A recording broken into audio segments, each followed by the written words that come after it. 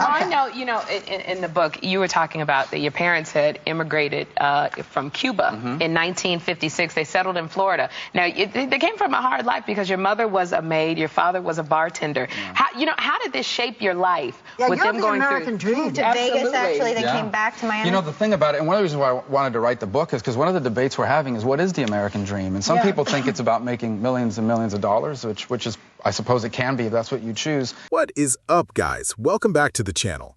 Look, we all know that going on The View as a conservative is basically walking into a bear trap covered in cheap perfume. You've got Joy Behar and her squad of left-wing echo chamber co-hosts just waiting to tear into anyone who doesn't agree with their Hollywood narrative. But today, we're throwing it back to a masterclass. We're looking at an interview where Senator Marco Rubio walked right into the lion's den, completely disarmed their gotcha questions, and honestly made the whole panel look completely out of their depth.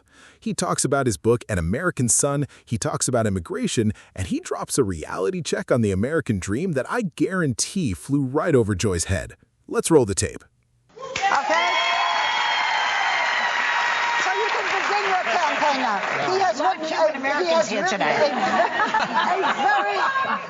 let me just tell you, he's written a very readable book. It's called Marco Rubio, An American Son. It's really, I like this book. Okay, so. Only half of them Welcome. flop, though. So. You have to win them.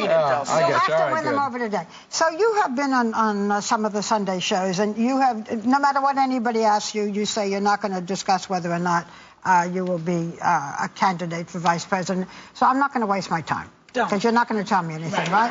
Well, I was waiting to come on here. No, I'm kidding. Let me ask you this. Okay, because you've said you're not going to discuss it. I think that Governor Romney deserves the space and the time to make that decision without the speculation that goes around it. So I won't push it. But this is my question.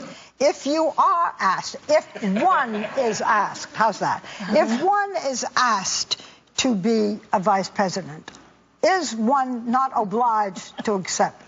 Well, not if you're not discussing it, because I'm not discussing the process at all. Don't waste time with this. He doesn't want to do it. No, look, he's going to make a great choice. That I can promise you. No, so I tried. I mean, you can't sit here and not try. I know, in the book, you were talking about that your parents had immigrated from Cuba in 1956. They settled in Florida. Now, they came from a hard life because your mother was a maid, your father was a bartender. How did this shape your life with them going American dream. To Vegas, actually. They came back to Miami. You know, the thing about it, and one of the reasons why I wanted to write the book is because one of the debates we're having is what is the American dream? And some people think it's about making millions and millions of dollars, which is, I suppose it can be if that's what you choose.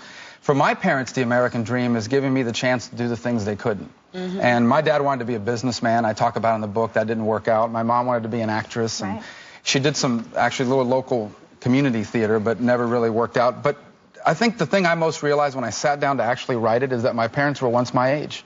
And when they were my age, they had hopes and they had dreams and they had things they wanted to do. And for multiple reasons, it became impossible. Their whole life became about giving us the chance to do the things that they couldn't. And look what happened to their son. That's great. Go ahead. What? I was going to ask you, talking about immigration, because it's a big question right now. And I'm curious, do you think there should be a path to citizenship for illegal aliens? The problem with immigration is really complicated, and I try to touch upon it in the book from my point of view. I can see both sides of the debate. It's not a black or white, yes or no issue. On the one hand, these are human beings, the vast majority of whom are coming here in search of a better life. As I say in the book, they are doing exactly what all of us would do, any of us would do, if our kids were hungry, if our children had no opportunity.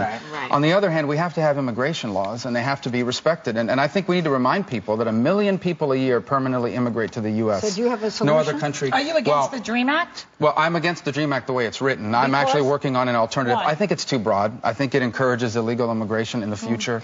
But I do think there's an alternative to it, which we've been working to develop. Tell them what it is. I don't think people know. The alternative? What the DREAM Act is. The DREAM Act is basically a bill that allows kids who were brought here by their parents and who now are undocumented through no fault of their own the opportunity to stay in the country. The way the DREAM Act does it is it awards them citizenship through a special path. The way I would approach it is I would give these kids a student visa so they can stay here and study, a work visa, and after about 10 years, they would be in the same position as any other non-immigrant visa holder. They can be petitioned for through the regular system, but what not a about special the kids one. who were born here? Well, the kids who are born here are U.S. citizens. They don't have an issue. What do you think about the employment situation right now for the Hispanic community? I mean, the president just made moves in terms of trying to pass a bill to allow young kids to stay here, right, if they're under the age of... It's an executive order, I think, if they're under 16 when they came. Yeah, so do you think that in terms of jobs here in the Hispanic community, how do you think this administration has done? Well, the statistics tell us that unemployment is higher than the general population. But look, the debate right now that we're having, here's the good thing. The Republicans and Democrats do agree on something,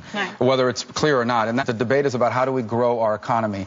Now the real debate is about how do you do it. The Democrats have one way of thinking about it. Republicans have another. And I think the country deserves an open debate about what's the best way to grow the economy. Now, I have strong opinions on it. They're different from the president's.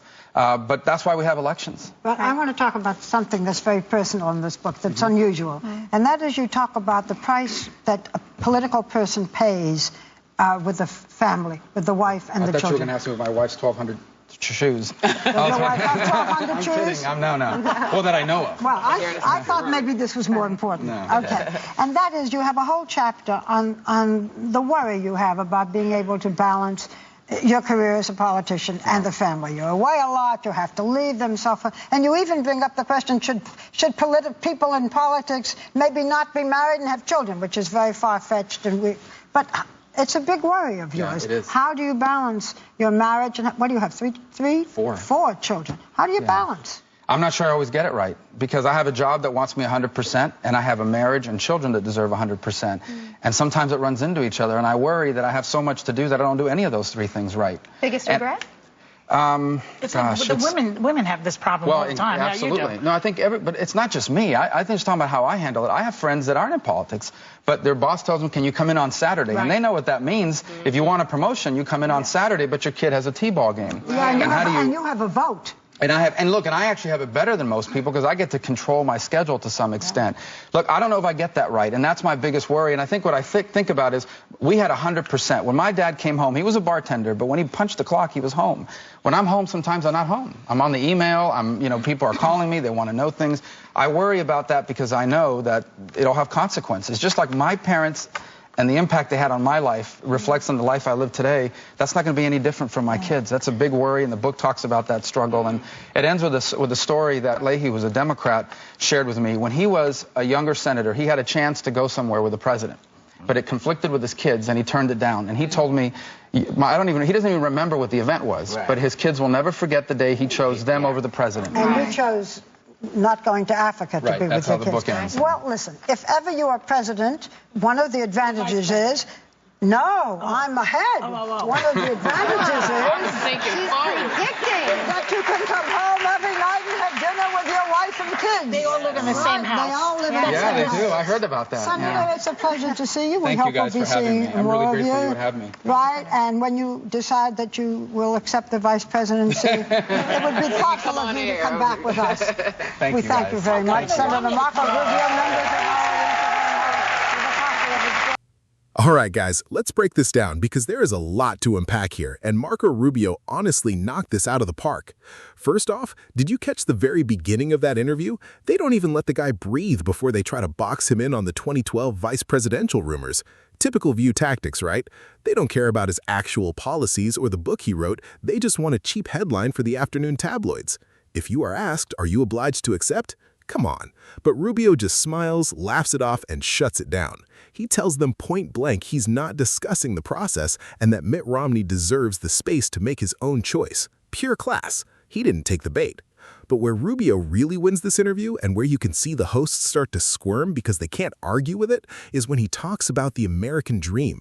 You have these wealthy daytime TV hosts sitting in their ivory towers in New York, and Marco sits there and talks about his parents, a bartender and a hotel maid. He drops a massive truth bomb. The American dream isn't just about making millions of dollars. It's about working your fingers to the bone so your kids can do the things you couldn't.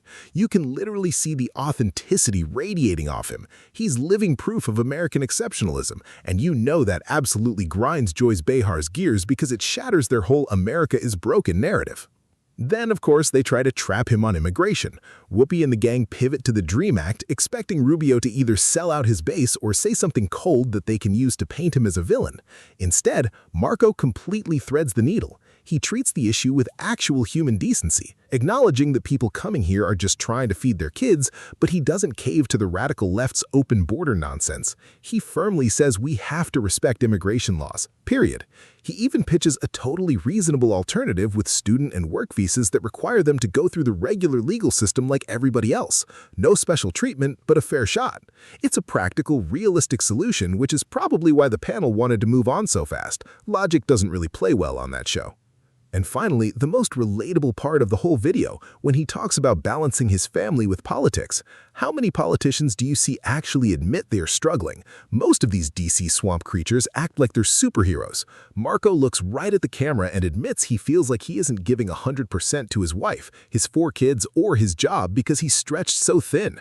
He talked about his dad punching out of the bar and being home, whereas Marco is constantly on emails and calls. That takes guts to admit on national television, especially in front of a panel of women who are practically paid to judge people for a living. At the end of the day, Marco Rubio went into hostile territory and didn't just survive, he dominated. He was poised, he was articulate, and he didn't let Joy Behar or anyone else talk down to him. It just goes to show what happens when real conservative grit meets daytime TV fluff. Let me know what you guys thought of Marco Rubio's performance in the comments below. Did he handle the view panel as perfectly as I think he did? Drop a like, hit subscribe, and I'll catch you in the next one.